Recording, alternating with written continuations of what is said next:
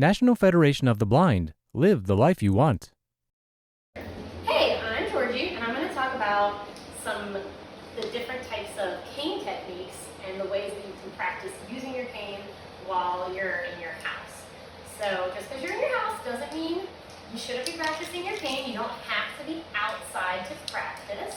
And one great thing you can practice inside is your actual cane technique, which is how you hold the cane and how you use the cane and making sure that you're holding it correctly.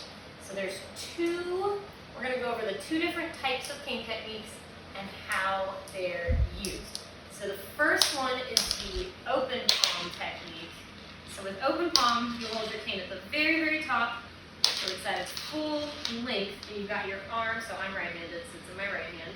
You've got your arm relaxed at your side, and you've got your palm, it's called open palm because your palm, which is the, flat part of your hand, should be facing up to the ceiling, and you should be holding it pretty loosely.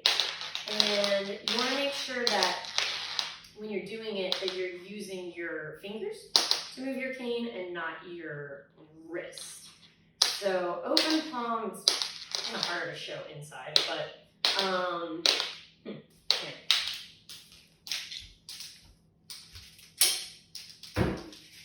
so open palm's really better for outside. So it's a little strange indoors. So the thing with it is really good though when you're going outside. It's great for walking quickly and when you're in a big open spaces, like nobody around you because your cane's really far out in front of you, and if you're with other people, you can trip them up. So you don't want to be using it when you're in a crowded place.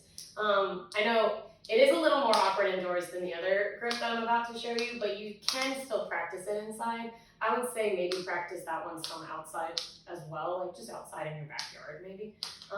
You don't have to go anywhere. So that's open palm. The other grip is pencil grip. So with pencil grip, you hold your cane much further down, still in my right hand, but you hold it much, much further down.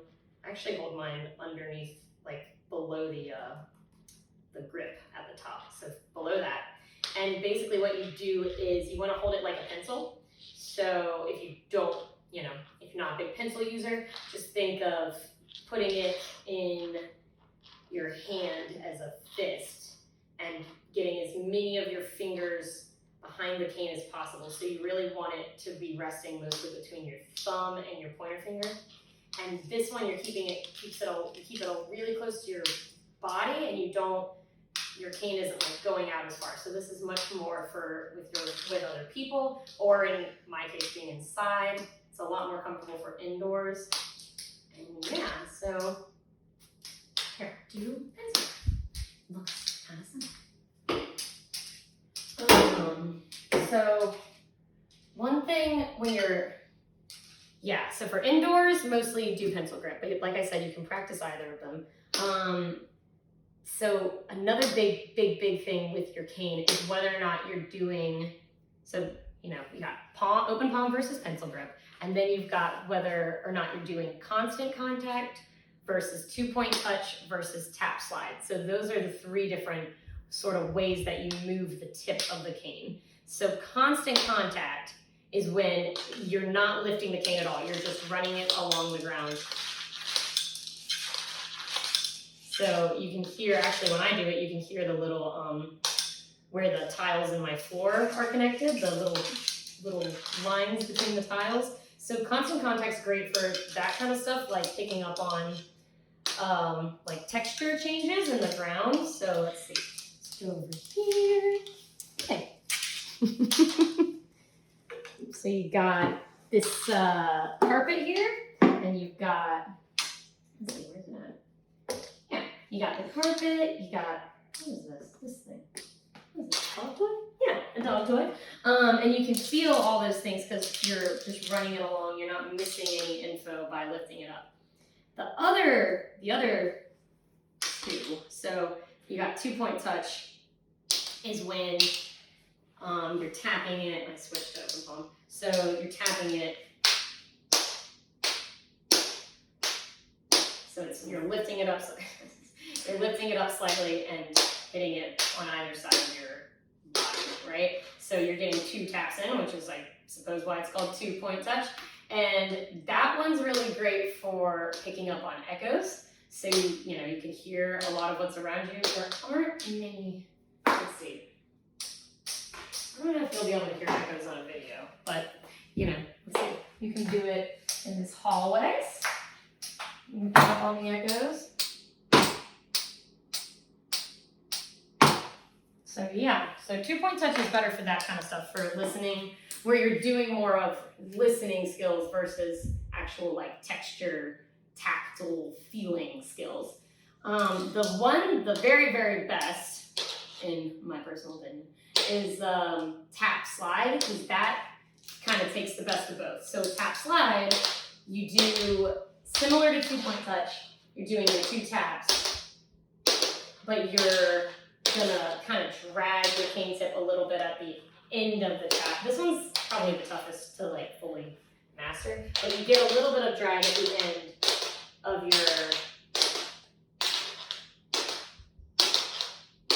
your tap, so that you're getting the best of both. So you get the echoes from the 2-point touch, and you get the little bit of the texture feeling that you get from the constant contact. But what happens is you definitely want to get both sides of things. You want to hear, you want to get the most that you're hearing and the most that you're feeling out of your cane. So yeah, I would say practice this around your house, especially as far as if you're doing, say, 2-point touch and listening for echoes. Hallways can be really, really good. Like I said, I'm not sure if it'll show on the video, but you can definitely hear more echoes in hallways. If you're practicing feeling texture changes, maybe find a place in your house like mine here where I have the rug and the things on the floor, like the dog toy. You can use, you know, just practice and be feeling around for those things or those differences. And you can do it all over your house. I mean, there's, you know, you don't have to be outside, I guess, to practice your cane. So that's sort of what I wanted you guys to get out of this. So yeah, go practice and try your open palm, your pencil grip, 2-point touch, and your tap slide and your constant contact. And yeah, go out and do your cane. Thanks, guys. See you next time. Connect with us. Follow us on Twitter and Instagram at NFB_voice.